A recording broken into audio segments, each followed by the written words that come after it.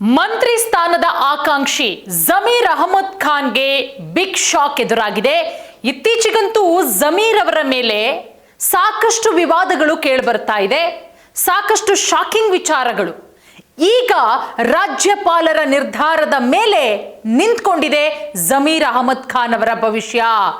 ಏನಿದು ವಿಚಾರ ನೋಡಿ, ಆದಾಯಕ್ಕಿಂತ ಹೆಚ್ಚು ಆಸ್ತಿ ಗಳಿಕೆ ಆರೋಪ ಪ್ರಕರಣದಲ್ಲಿ ಮಾಜಿ ಸಚಿವ ಜಮೀರ್ ಅಹಮದ್ ಖಾನ್ ವಿರುದ್ಧ ಲೋಕಾಯುಕ್ತ ಪೊಲೀಸರು ತನಿಖೆಯನ್ನ ನಡೆಸಿ ಪ್ರಾಸಿಕ್ಯೂಷನ್ಗೆ ಅನುಮತಿಯನ್ನ ಕೋರಿ ರಾಜ್ಯಪಾಲರಿಗೆ ದಾಖಲೆ ಸಮೇತ ಮನವಿಯನ್ನ ಸಲ್ಲಿಕೆ ಮಾಡಿರೋದು. ರಾಜ್ಯಪಾಲರ ನಿರ್ಧಾರದ ಮೇಲೆ ನಿಂತಿದೆ ಜಮೀರ್ ಅಹಮದ್ ಖಾನ್ ಅವರ ಭವಿಷ್ಯ.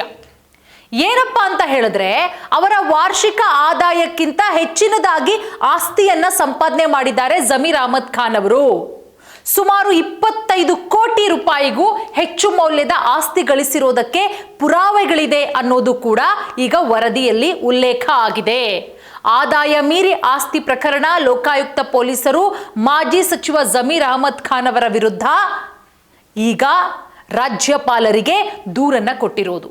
20 ವರ್ಷಗಳ ಆದಾಯ ಮತ್ತು ಆಸ್ತಿ ವಿವರಗಳ ದಾಖಲೆಗಳನ್ನು ಸಂಗ್ರಹ ಮಾಡಿದ್ದಾರೆ. ಅವರು ತಮ್ಮ ಆದಾಯಕ್ಕಿಂತ ಅಂದ್ರೆ ಸುಮಾರು 25 ಕೋಟಿಗೂ ಹೆಚ್ಚು ಆಸ್ತಿಯನ್ನ ಸಂಪಾದನೆ ಮಾಡಿದ್ದಾರೆ ಅನ್ನೋದು ವರದಿಯಲ್ಲಿ ಉಲ್ಲೇಖ ಕೂಡ ಆಗಿದೆ.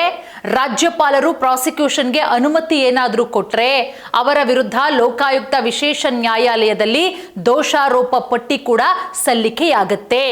ಕಾಂಗ್ರೆಸ್ನ ಪ್ರಭಾವಿ ನಾಯಕರು ಜಮೀರ್ ಅಹಮದ್ ಖಾನ್ ಅವರು ಯಾಕೋ ಇತ್ತೀಚೆಗೆ ಅವರಿಗೆ ಸಂಕಷ್ಟದ ಮೇಲೆ ಸಂಕಷ್ಟ ಎದುರಾಗ್ತಾ ಇದೆ.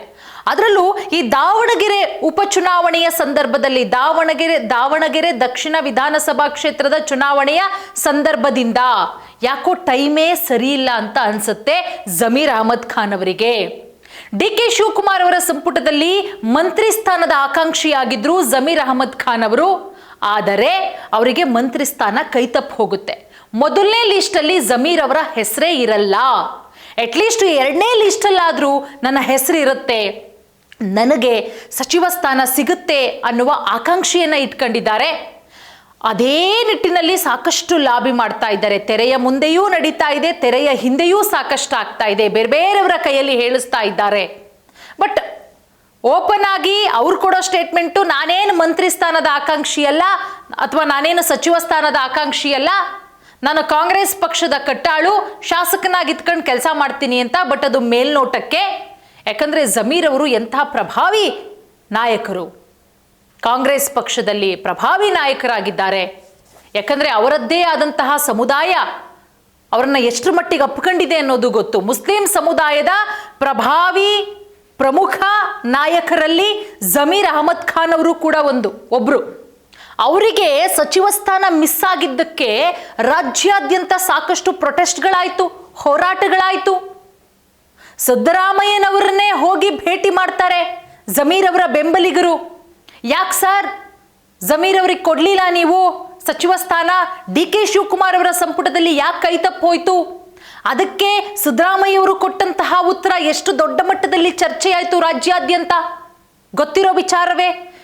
ಆತ ನನಗೆ ದ್ರೋಹ ಮಾಡಿದ್ದಾನೆ, ಅದೇನು ಕೊಡಕ್ಕಾಗ ಅಂದಿಗೆ ಬಹಳ ಸ್ಪಷ್ಟವಾಗಿ ಗೊತ್ತಾಗುತ್ತೆ. ಯಾವುದೇ ಕಾರಣಕ್ಕೂ ಸಿದ್ದರಾಮಯ್ಯ ಜಮೀರ್ ಅವರು ಯಾವ ರೀತಿ ಇದ್ದಂಥವರು, ಸಿದ್ದರಾಮಯ್ಯನವರು ಹಾಕಿದಂತಹ ಗೆರೆಯನ್ನ ದಾಡ್ತಾ ಇರಲಿಲ್ಲ. JDS ಪಕ್ಷವನ್ನ ಬಿಟ್ಟು ಕಾಂಗ್ರೆಸ್ ಪಕ್ಷಕ್ಕೆ ಜಮೀರ್ ಅವರು ಬರ್ತಾರೆ ಅಂತ ಹೇಳಿದ್ರೆ ಅದು ಸಿದ್ದರಾಮಯ್ಯನವರ ಮುಖಾಂತರ. ಸಿದ್ದರಾಮಯ್ಯ ಅವರಿದ್ರು. ಬಟ್ ದಾವಣಗೆರೆ ದಕ್ಷಿಣದಲ್ಲಿ ಏನೆಲ್ಲ ಆಯ್ತು, ಸ್ವತಃ ಸ್ವಪಕ್ಷದ ವಿರುದ್ಧವೇ ಕತ್ತಿ ಮಸಿತಾರೆ ಜಮೀರ್ ಅವರು. SDPIಗೆ ಒಂದಷ್ಟು ಕೋಟಿ ಫಂಡಿಂಗ್ ಹೋಗುತ್ತೆ ಅನ್ನೋ ವಿಚಾರ, ಕೊನೆಗೆ ಸಮರ್ಥ ಶಾಮನೂರು ಅವರ ಪರ ಅವರು ಪ್ರಚಾರ ಮಾಡೋದಕ್ಕೆ ಬರದೇ ಇಲ್ಲ ಕೊನೆ ಮೂಮೆಂಟ್ವರೆಗೂ. ಕೊನೆಗೆ ಹಂಗೂ ಹಿಂಗೂ ಮಾಡಿ ಲಾಸ್ಟಲ್ಲಿ ಬಂದ ಪುಟ್ಟ ಹೋದ ಪುಟ್ಟ ಅನ್ನೋ ರೀತಿಯಲ್ಲಿ ಹೋಗ್ತಾರೆ. ಹಂಗೂ ಹಿಂಗೂ ಮಾಡಿ 5,000 ಮತಗಳ ಅಂತರದಿಂದ ಗೆಲ್ತಾರೆ ಸಮರ್ಥ ಅವರು. ಅದಾದ್ಮೇಲೆ ಆಡಿಯೋ ಸ್ಫೋಟ. ಈಗ ಆದಾಯಕ್ಕಿಂತ ಹೆಚ್ಚು ಆಸ್ತಿ ಗಳಿಕೆ ಆರೋಪದಲ್ಲಿ ಪ್ರಾಸಿಕ್ಯೂಷನ್ಗೆ ಅನುಮತಿ ಕೋರಿ ರಾಜ್ಯಪಾಲರ ಅಂಗಳಕ್ಕೆ ಪ್ರಕರಣ ತಲುಪಿಕೊಂಡಿದೆ. ರಾಜ್ಯಪಾಲರ ಅಂಗಳದಲ್ಲಿದೆ ಚೆಂಡು. ರಾಜ್ಯಪಾಲರು ಏನ್ ಮಾಡ್ತಾರೆ ಅನ್ನೋದೇ ಸದ್ಯಕ್ಕಿರುವಂತಹ ಯಕ್ಷ ಪ್ರಶ್ನೆ. ರಾಜ್ಯಪಾಲರ ನಿರ್ಧಾರದ ಮೇಲೆ ನಿಂತ್ಕೊಂಡಿದೆ. ಸಂಪುಟ ವಿಸ್ತರಣೆಯ ಹೊತ್ತಲ್ಲೇ ಈ ರೀತಿಯ ಬೆಳವಣಿಗೆ ನೋಡಿ ನಾಳೆನೋ ನಾಡ್ದ್ರಲ್ಲೋ ಸಂಪುಟ ವಿಸ್ತರಣೆ ಆಗುತ್ತೆ. ಸೋಮವಾರ DK ಶಿವಕುಮಾರ್ ಅವರು, ಮಾಜಿ CM ಸಿದ್ದರಾಮಯ್ಯ ಅವರು ಡೆಲ್ಲಿಗೆ ಹೋಗ್ತಾ ಇದ್ದಾರೆ. ನಾಳೆ ರಾಹುಲ್ ಗಾಂಧಿ ವಿದೇಶ ಪ್ರವಾಸದಿಂದ ವಾಪಸ್ ಆಗ್ತಿದ್ದಾರೆ. ಒಂದು ಪಟ್ಟಿ ಫೈನಲ್ ಆಗುತ್ತೆ. ಜಮೀರ್ ಅವರಿಗೆ ಏನೇ ಇದ್ರು, ಏನೇ ಆಡಿಯೋ ಬಾಂಬ್ ಅವು ಇವು ಇದ್ರೂ ಕೊಡ್ಲಾಗುತ್ತೆ ಅಂತಾನೆ ಹೇಳಲಾಗ್ತಾ ಇತ್ತು. ಬಟ್ ಎಲ್ಲಿ? ಇದೆಲ್ಲದರ ನಡುವೆ ಈ ರೀತಿ ಬೆಳವಣಿಗೆ.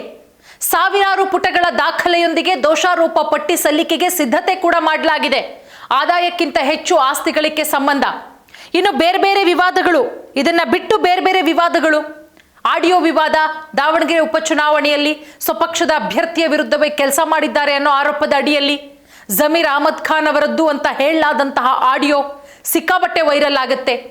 ಈ ಬಗ್ಗೆ ಕಾಂಗ್ರೆಸ್ ನಾಯಕರು ಪಕ್ಷದ ಶಿಸ್ತು ಸಮಿತಿಗೆ ದೂರನ್ನ ಕೂಡ ಕೊಡ್ತಾರೆ. ಅದಾದ ಮೇಲೆ GST ವಂಚನೆ ಪ್ರಕರಣ, ವಾಣಿಜ್ಯ ತೆರಿಗೆ ಇಲಾಖೆಯು ಬಯಲಿಗೆಳೆದಂತಹ ಬೃಹತ್ ಇನ್ಪುಟ್ ಟ್ಯಾಕ್ಸ್ ಕ್ರೆಡಿಟ್ ವಂಚನೆ ಪ್ರಕರಣ, ಜಮೀರ್ ಅಹಮದ್ ಖಾನ್ ಒಡೆತನದ ನ್ಯಾಷನಲ್ ಟ್ರಾವೆಲ್ಸ್ಗೆ ಇಲಾಖೆ ಸಮನ್ಸ್ ಕೂಡ ಕೊಡುತ್ತೆ. ಈ ರೀತಿಯ ಸಾಕಷ್ಟು ವಿವಾದಗಳಲ್ಲಿ, ಸಾಕಷ್ಟು ವಂಚನೆ ಪ್ರಕರಣದಲ್ಲಿ, ಸಾಕಷ್ಟು ಆರೋಪಗಳಲ್ಲಿ ಇತ್ತೀಚೆಗೆ ಜಮೀರ್ ಅವರು ಸಿಕ್ಕಾಕೊಳ್ತಾ ಇದ್ದಾರೆ. ಈಗ ಆದಾಯಕ್ಕಿಂತ ಹೆಚ್ಚು ಆಸ್ತಿ ಗಳಿಕೆಯ ಸಂಬಂಧ ರಾಜ್ಯಪಾಲರ ಅಂಗಳದಲ್ಲಿದೆ ಚೆಂಡು. ಸೊ ಏನಾಗಬಹುದು, ಯಾವ ರೀತಿ ಸಂಕಷ್ಟ ಎದುರಾಗುತ್ತೆ, ಮುಂದಿನ ದಿನಗಳಲ್ಲಿ ಕಾದು ನೋಡಬೇಕು.